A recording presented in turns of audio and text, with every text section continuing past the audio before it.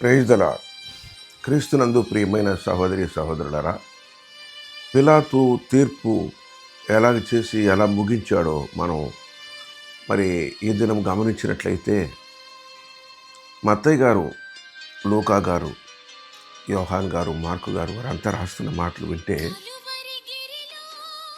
చదువుతుంటేనే బహు భారంగా బాధకరంగా అనిపిస్తాయి ప్రియులారా.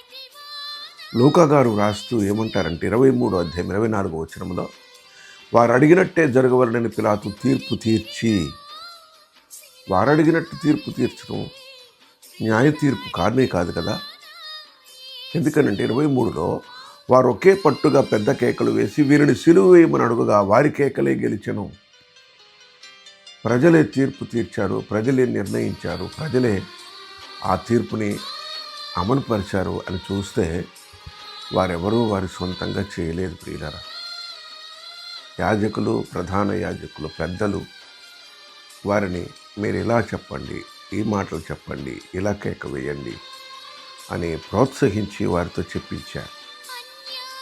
ఎప్పుడైతే పిలాతు వారు అడిగినట్టే వారికి ఇచ్చేసినాడో, ప్రియులారా, మత్తయి సువార్త 27వ అధ్యాయం 27వ వచనంలో, అప్పుడు అధిపతి యొక్క సైనికులు ఆయనను అధికార మందిరంలోనికి తీసుకొని పోయి సైనికులంతా అక్కడ చేరి వచ్చారు, ఆయన చుట్టూ చేరి వచ్చారు.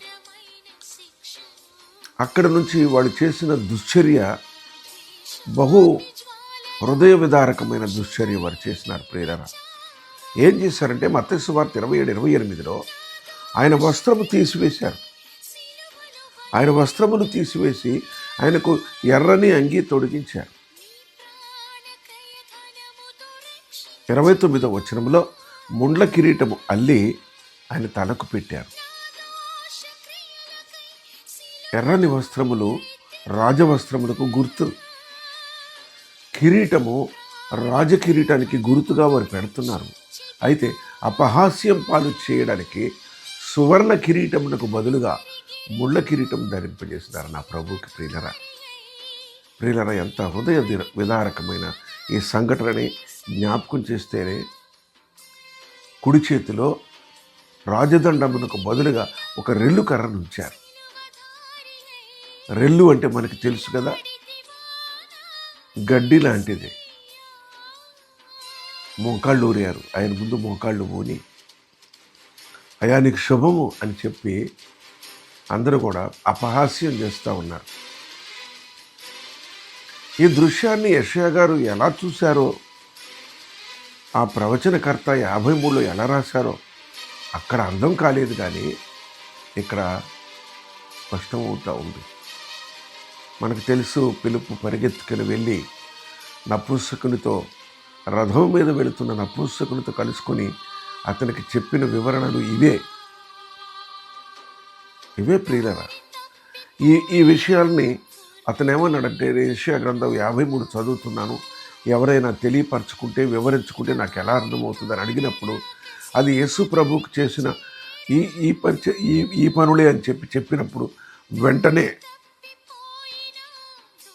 నాకు బాప్తిస్మం ఇయ్యమని ఆయన అడిగినాడు అతను.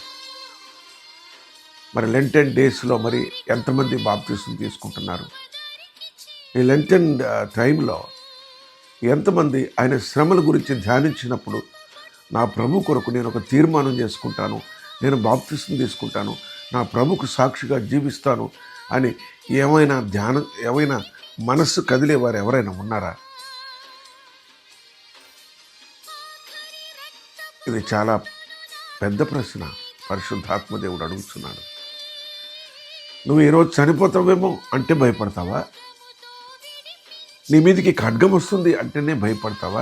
త్వరగా బాప్తిస్మం తీసుకొని నరకం తప్పించుకుంటా అనుకుంటావా?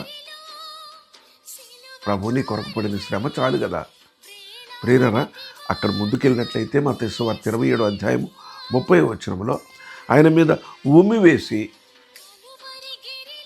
ఆ రెల్లు తీసుకొని ఆ తల మీద ఆ ముండ్లతో పెట్టిన కిరీటం మీద కొడుతూ ఉన్నారు. ఆ ప్రభు ముఖము రక్తసిక్తమైపోయింది.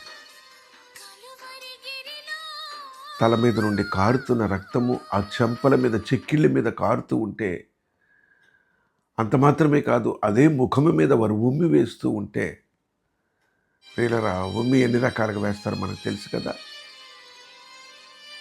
ఉమ్మి వేసిరి అనే ఒక పదంలో ఎంత లోతు ఉన్నది ప్రియులరా. ఎన్ని రకాలుగా వేశారో. బహుభయంకరం ప్రియులరా, బహుభయంకరం. మళ్ళీ వాళ్ళు ఏం చేశారంటే ఆ ఎర్రని అంగి తీసివేసి ఆయన అంగి ఆయనకు తొడిగించి సిలువ వేయుటకు ఆయనను తీసుకొని పోయిరి.